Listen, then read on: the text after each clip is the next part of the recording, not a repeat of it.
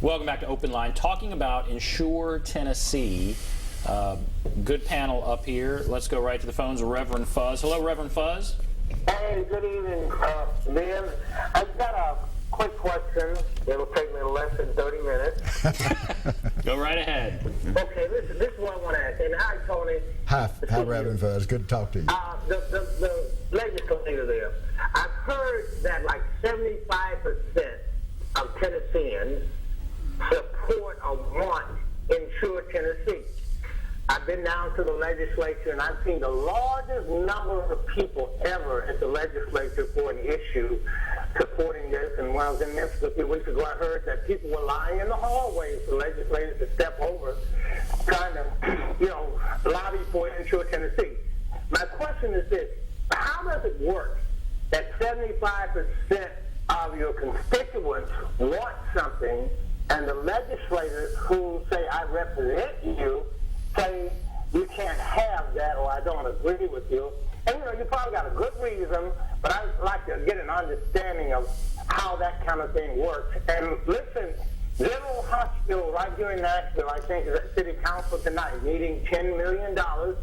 If the people who were at General Hospital were able to pay something, we wouldn't be going to our tax coffers to make an emergency payout for something like that. And that's kind of like a wraparound of my question. Is that okay?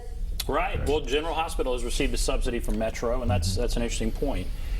It's also an interesting question. So we've heard the polls that indicate majority of people, he's saying 75%, certainly majority of people support Insure Tennessee. If that is true, why doesn't it pass? And why do you think that is? I wish you'd ask an easy question with that, and I think that's a very good question. And what the Reverend was referring to was the Vanderbilt poll. They've done those polls ever since the governor announced the Insure Tennessee program. The most recent one was released on December the 4th, and 2 out of 3 Tennesseans want Insure Tennessee. We had about another 10 or 15% that said, well, I think it's a good idea, but I don't have an opinion. We only had, in this last poll, we only had 16% of the people that were against it. So I don't think that my colleagues in the state legislature really have a whole lot of saying, we're just doing what the people say. That's not true. It's interesting even that if you poll just high-frequency Republican voters, about 55% say they're for Insure Tennessee, and what surprises some people, you poll Tea Party members. 42% are for, 40% against, and the rest have no opinion. So on it goes across every line, even among conservatives, that they think this is a good deal. If in a poll like that, are they being given lots of information? Like it would do this, this, and this, and then they're asked to give their answer. It seems to me like this has gotten caught up in obviously in politics, where if somebody were to support it, then there's an ad against them, they support Obamacare. And Obamacare may not be anywhere near as popular as what you're saying. And so how do you think that is part of the problem, and how do you get past it? I think that really is we have to be honest, at least in Tennessee. Anything that deals with President Obama and the name Obama has such a negative connotation that people are against it before they really know what's in it, and that certainly is a factor. So how do you get past that? Well, it's going to be tough because people are asking me, is it going to be in front of the legislature this year? It's going to be tough, but we're going to have a new president this time next year. And I think that what we need to do is that those of us, and I want to say, just so if people don't know, I'm a conservative Republican, a very conservative Republican. And I worked with Governor Haslam. I was on a county commission in Knox County when he was mayor of Knoxville. He's a conservative governor. And so we're not talking, a bunch of, I don't like these labels of liberal and conservative, but we're not talking about, some liberal people. We're talking about people who look at it as a good business deal, who look at it as the right humanitarian thing to do. I think if we have a new president next year, if it's a Republican president, I think we may come up with maybe a different form where there may be block grants. I think if it's a Democratic president, At some point, the Republican governors who have turned down Medicaid expansion are going to say this is just these billions of dollars for our state that we're leaving on the table is just too much to pass up, and we're going to figure out a way to do it. And so I do have a lot of optimism that as long as we can keep this in front of the public, that we'll see something done. Now, Bruce, you were up there last night. So the governor gave a State of the State address. There were a group of people rallying for Insure Tennessee right outside the House chamber. You were up there. Yes. Why is this so important to you? Because I'm in the gap. You know, I've worked all my life. 5 years ago, I worked at a motel, sleeping in a suite motel as a maintenance man. I done landscaping on the side. Never even thought about it, that I had a bad heart, you know.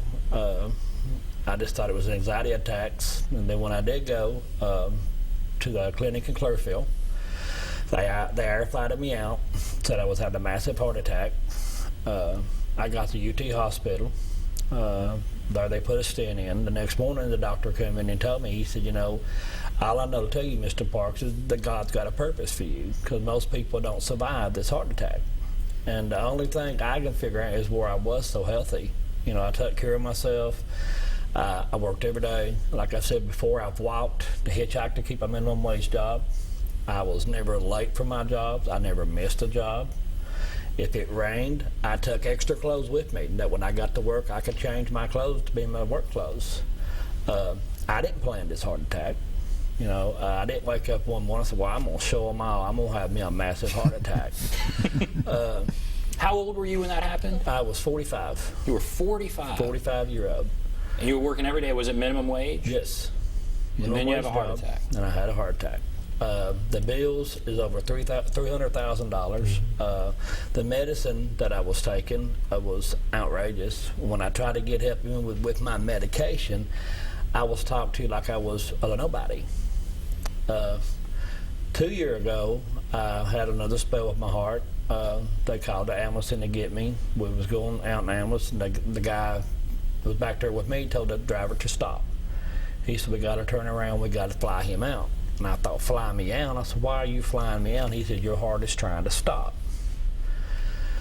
Again, to UT.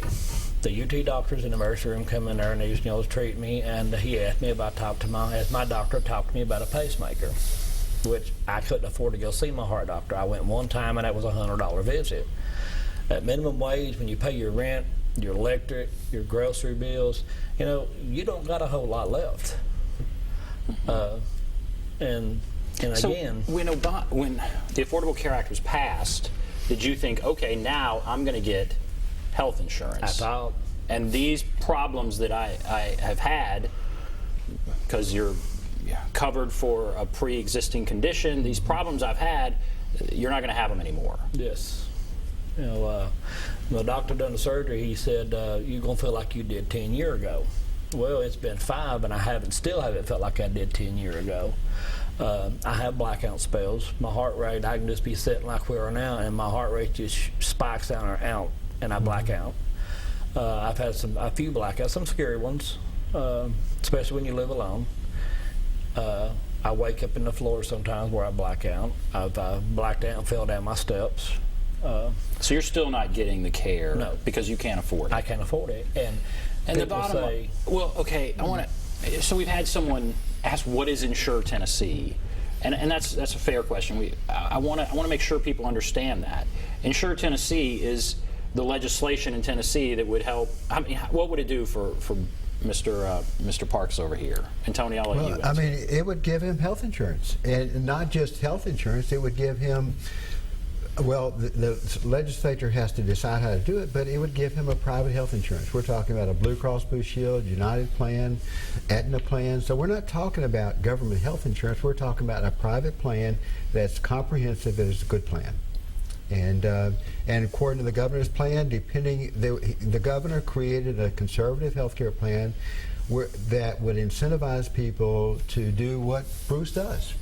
You know, exercise, do those kinds of things. Don't smoke. And if you do those kinds of things, we're going to make sure that any funds that you might have to pay for your care, it would be just very small. We can actually deduct that. You know, you don't have to pay those. So the governor created a plan that would incentivize folks to take care of themselves. But Bruce doesn't even have a chance to do that. The fact is that Bruce told, from what I under, I'm not a doctor, so maybe we need to get there. But basically, Bruce wants to get back to work, and he can't get a pacemaker. That would be his road back to work, and he can't get it. Okay, if he could get a pacemaker, and he can't get a pacemaker because he doesn't have insurance, and you don't have insurance because you make less than $12,000 a year right now. And Senator, this is the case for 280,000 people. We have 280,000 of our fellow Tennesseans that are in this same boat. We have 28,000 of our veterans. I tell you, I'm a heart specialist, a heart surgeon myself, and I see people coming in that'll have a stent put in like Bruce did. They can't afford the medicine to keep the blood thin, to keep the stent open, and it can be a couple $100 a month that if they had insurance it would pay for it. They come in with the stent clotted off because they couldn't afford their medicine. We're doing an emergency open heart operation right in the midst of a massive heart attack, and then we end up with a $300,000 bill, and we wonder why our insurance premiums are going up. What people don't understand, and this is another part about how Insure Tennessee affects every single one of us, from the least wealthy to the most wealthy Tennessean. Somebody has to pay for that. Someone had to pay for his $300,000 bill.